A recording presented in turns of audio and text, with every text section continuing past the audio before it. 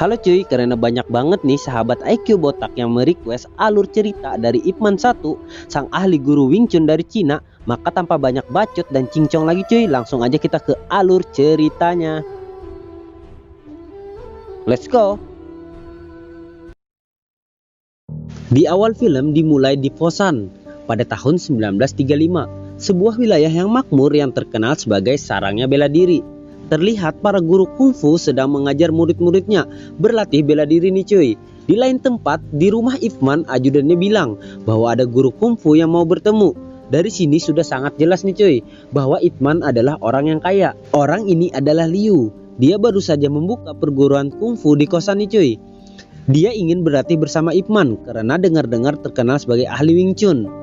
Ip Man pun menolaknya secara halus, tapi Liu memaksanya nih cuy.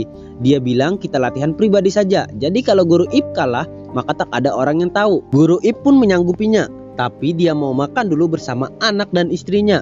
Dan mengajak Liu juga nih cuy untuk makan bersama. Istri cantik Ip pun melirik sinis pada cara makan Liu nih cuy. Selesai makan, Ip pun merokok dulu sebentar, sedangkan Liu lanjut makan makanan ringan. Di waktu yang sama, ada seorang remaja yang hendak mengambil layangan yang nyangkut di teras rumahnya Ip Man. Ip Man dan Liu pun akhirnya bertarung nih cuy. Saat Liu terpental, remaja itu melihatnya dari jendela. Ip Man pun kembali melancarkan pukulan kombonya hingga Liu pun mengaku kalah. Liu pulang dan menyuruh Ip Man untuk merahasiakan duel ini nih cuy. Tentu saja Ip Man menurutinya. Di sebuah restoran, Ip Man menceritakan kekalahan Liu dari guru Ip di depan tongkrongannya. Tak berselang lama, guru Ip ke restoran untuk menemui teman bisnisnya yang bernama Kuan. Di tempat lain, Liu yang sedang mengawasi anak muridnya latihan, Liu mendengar kabar bahwa Liu dikalahkan oleh guru Ip. Liu mendengar kabar tersebut langsung saja bergegas ke restoran nih cuy untuk mencari Yuan dan memarahi Yuan di muka umum. Lin adalah kakak Yuan, sang pemilik restoran. Tak mau disalahkan, Yuan pun bergegas ke atas untuk mengkonfirmasi langsung kepada guru Ip. Liu meminta untuk guru Ip menjaga reputasinya sebagai guru kungfu nih cuy. Lin pun menarik Yuan keluar untuk melarangnya mempermalukan guru Liu di depan umum. Yuan pun marah pada Lin dan Lin langsung memeloroti celana Yuan dan semua orang pun menertawakannya. Lalu tiba-tiba saja polisi Li Zhao datang dan meminta agar para brander kungfu ini tidak ribut-ribut nih cuy. Dan dia juga bilang bahwa kungfu itu kan kuno, sekarang zamannya pistol, sambil mendodongkan pistolnya di kepala guru Ip. Seketika itu juga Ip Man langsung memblokir pelatuknya dan mendorong keluar pelurunya nih cuy. Li Zhao pun terdiam. Ip Man mengakui bahwa praktik kungfu itu terkadang berisik, tapi bukan berarti mereka tak beradab nih cuy. Ip Man pun memutuskan mentraktir polisi itu dan kerumunan pun menjadi bubar. Saat tiba di rumah, Ip Man pun memberikan pinjaman modal pada Kuan untuk membuka pabrik kapas nih cuy. Kuan menerimanya. Saat sedang mengantar Kuan keluar, tiba-tiba saja datang Lin untuk menunjukkan jurus-jurus baru. Sementara istri menemani Jun, anak Ip Man sedang menggambar. Saat asik-asiknya berpraktek, Jun pun datang dan menunjukkan hasil gambarnya itu pada Ip Man. Ip Man pun malah menolaknya. Sang istri menatapnya dengan sinis. Melihat dari luar pagar, warga setempat pun meminta Ip Man mengulangi aksinya lagi nih cuy. Mendengar itu, sang istri marah dan mengusir mereka semua. Sang istri meminta agar Ip Man lebih meluangkan waktunya pada anaknya. Di suatu hari, ada sekelompok pengembara yang hendak melawan para guru kungfu di Foshan. Kelompok ini dipimpin oleh Jin. Jin menentang perguruan yang pertama, namun guru ini pun kalah. Lalu Jin mendatangi perguruan yang kedua, namun kali ini menggunakan senjata. Guru ini pun akhirnya kalah cuy. Lalu Jin dan para anak buahnya merayakan kemenangan mereka di sebuah warung kopi nih cuy. Namun pemilik warung ini bilang, jangan terlalu berbangga dulu jika belum bisa kalahkan guru Ip Man. Jin dan anak buahnya lalu bergegas pergi menuju rumah Ip Man nih cuy. Setiba di rumah Ip Man, Jin menentang bertarung, namun Ip Man menolaknya. Sang istri pun marah pada Jin dan anak buahnya. Jin meledek dan merasa sedih karena Ip Man menolaknya. Namun Jin bilang pada istri Ip Man nih cuy, bahwa Jin tidak akan membunuhnya, bahkan tidak akan melawan dengan tangannya. Mendengar penghinaan itu, sang istri pun mengizinkan Ip Man. Dan polisi pun memohon pada Ip Man untuk melawannya agar mengembalikan kehormatan Foshan. Dan pertarungan hebat pun dimulai. Di awal Ip Man terlihat bertahan setelah mengukur kekuatan Jin.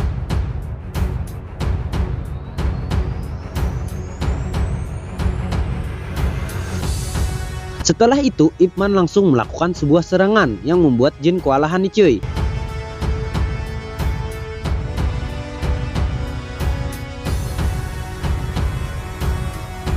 Jin bangkit lagi, tapi kali ini Jin menggunakan pedang tajamnya, sedangkan Ip Man hanya menggunakan kemoceng. Pertandingan pun diakhiri dengan terlepasnya pedang Jin dan dipukulnya pantat Jin dengan kemoceng.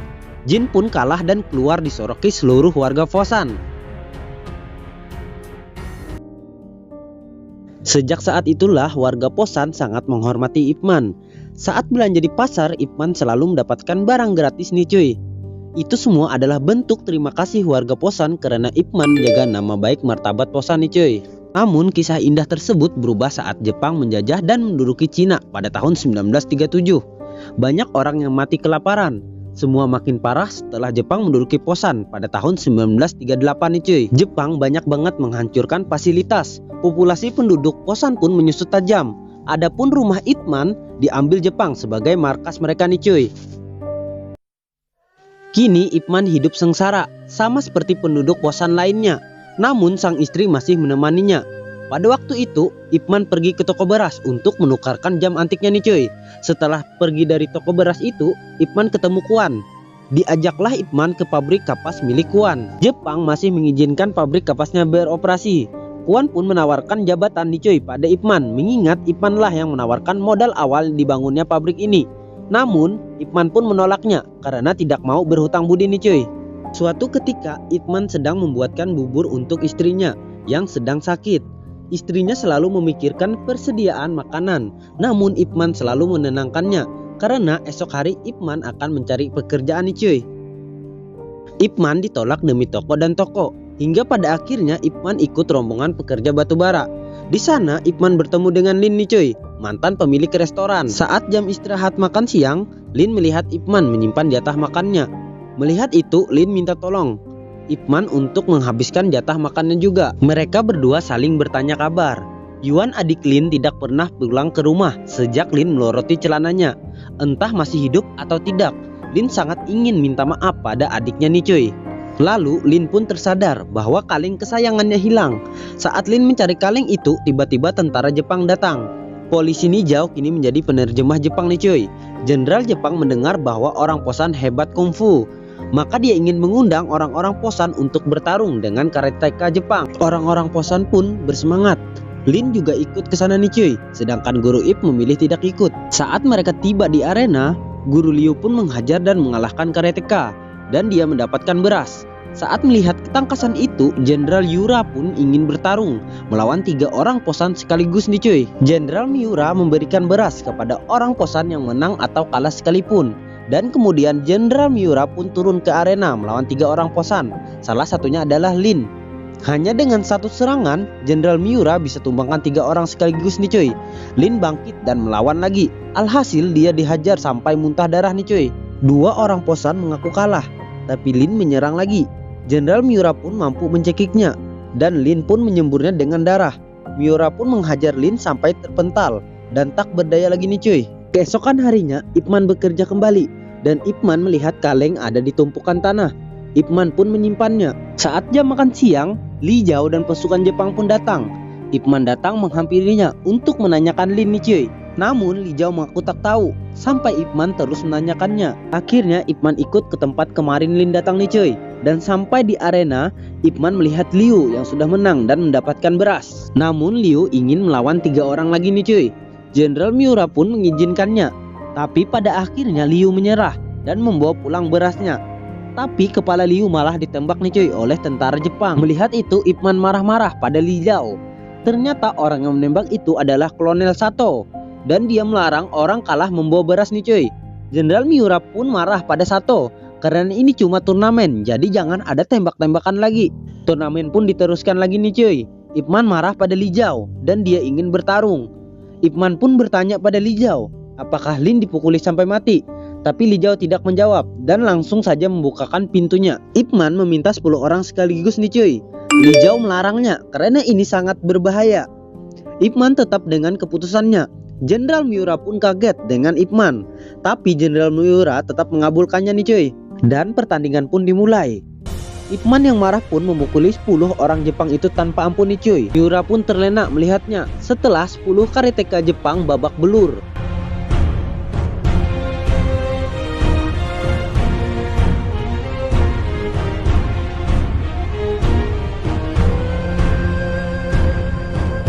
Miura kembali dan memberikan beras, tapi Ip Man malah menolaknya. Ip Man pun pulang malah membawa beras berdarah milik guru Leo nih cuy. Dan Ip Man pun memberikan beras itu pada keluarganya. Di sana Ip Man diperingati oleh Li Zhao agar berhati-hati dengan orang Jepang. Namun Ip Man malah menamparnya karena Li Zhao dianggap pengkhianat. Tapi Li Zhao tidak terima karena dia hanya penerjemah, tidak ada kaitannya dengan kematian orang Cina. Dan Ip Man lalu pergi.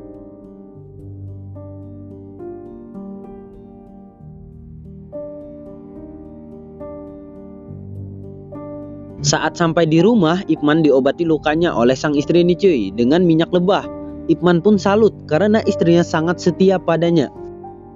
Di lain tempat di tengah hutan, Jin bersiap untuk menghadang truk Jepang. Saat truk ini berhenti, anak buahnya berdatangan untuk membegal nih cuy. Mereka langsung pergi ke pabrik kapas. Jin meminta uang, tapi Kuan memang tak punya uang. Melihat ayahnya dipukuli, Chow pun pergi melapor pada guru Ip Man. Tapi sayang sebelum Ip Man datang, mereka keburu pergi dan janji mau kembali lagi nih cuy. Salah satu dari pembegal tersebut adalah Yuan, adik dari Lin, sang pemilik restoran yang habis dipukuli oleh Miura. Tibanya di pabrik, Ip Man melihat Kuan yang sedang bekerja. Kuan pun memohon pada Ip Man agar mengajarkan mereka Wing Chun, dan Ip Man pun mengajarinya.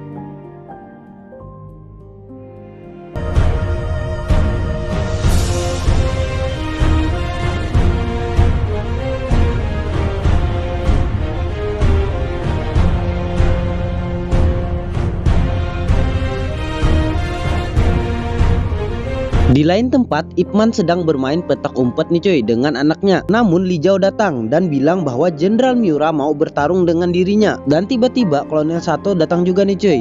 Kolonel Sato melihat istri Ip Man yang cantik, dia ingin naik dan ingin menangkapnya.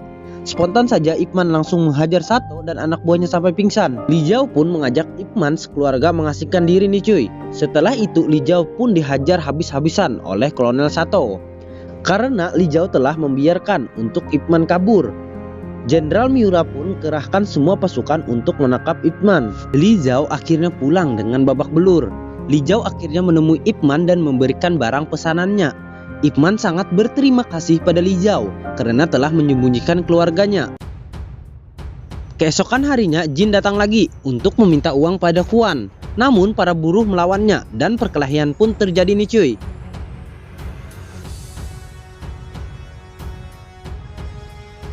Saat para buruh bersusah payah mengalahkan mereka, Ip Man pun datang dan membantu menghajar para begal ini. Para begal ini pun kemudian menyerang kembali menggunakan kapak, tapi Ip Man berhasil melawannya nih cuy. Akhirnya melihat anak buahnya kalah, Jin pun turun tangan dengan menggunakan garpu dan Ip Man hanya menggunakan bambu. Sedangkan Yuan, adik Lin, ikut juga menyerang Ip Man, tapi Ip Man sungguhlah hebat. Ip Man akhirnya memukul kepala Jin sampai terpental. Setelah itu Jin dan anak buahnya pergi nih cuy. Setelah itu Ip Man memanggil Yuan yang berjalan pincang. Ip Man memberikan kotak kaleng milik kakaknya Lin. Namun Yuan menolaknya dan membuang kotak kaleng itu. Namun Ip Man mengambilnya kembali dan memberitahukan bahwa kakaknya Lin sudah tewas. Mengenaskan karena dipukuli Jepang. Mendengar itu Yuan menerimanya. Lalu Ip Man langsung pergi. Yuan menangis terseduh-seduh saat melihat isi kaleng itu, yang adalah layangan, di mana layangan itu dia dapat saat menaiki tembok rumah Ip Man. Sang kakak selalu menyimpannya, dia tidak pernah membuangnya. Di malam harinya Li Zhao bergegas menemui Ip Man agar tidak pergi ke pabrik kapas karena Jenderal Miura sedang di sana nih cuy. Jenderal Miura menanyakan Ip Man pada Kuan dengan bahasa Jepang. Saat Kuan disiksa, Ip Man pun datang untuk menyerahkan dirinya nih cuy. Ip Man lalu dipukuli hingga bertekuk lutut. Sato mau menembaknya, namun Jenderal Yura melarangnya. Jenderal Yura meminta Ip Man untuk mengajarkan kungfu pada Jepang. Ip Man menolaknya, ia malah menentang Yura untuk bertarung. Jenderal Miura pun menyuruh bawahannya untuk menahan Ip Man. Ip Man pun menyuruh Kuan untuk membawa anak dan istrinya pergi dari posan. Jenderal Miura langsung memberikan makanan ke tahanan Ip Man. Jenderal ingin pertarungannya ditonton oleh banyak orang. Dia ingin membuktikan bahwa kungfu Jepang lebih baik. Namun Ip Man menjawabnya dengan menjauhkan makanannya nih cuy. Keesokan harinya nih cuy, istri yang dibawa Kuan menangis karena selama ini tidak pernah mendukung latihan Ip Man. Akhirnya pertarungan pun dilaksanakan. Jual beli serangan pun dilakukan dan pertandingan duel ini sangat seru nih cuy.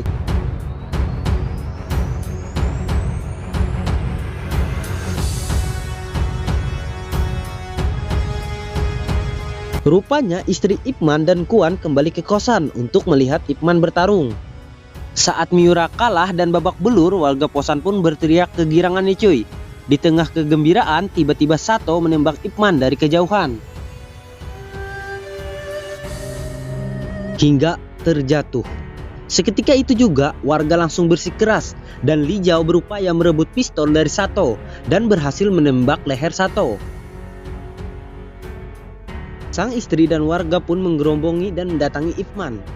Film pun berakhir. Nah cuy, berikut tadi adalah rangkuman alur cerita dari Ip Man 1. Dan terima kasih telah menyaksikan video ini sampai akhir cuy.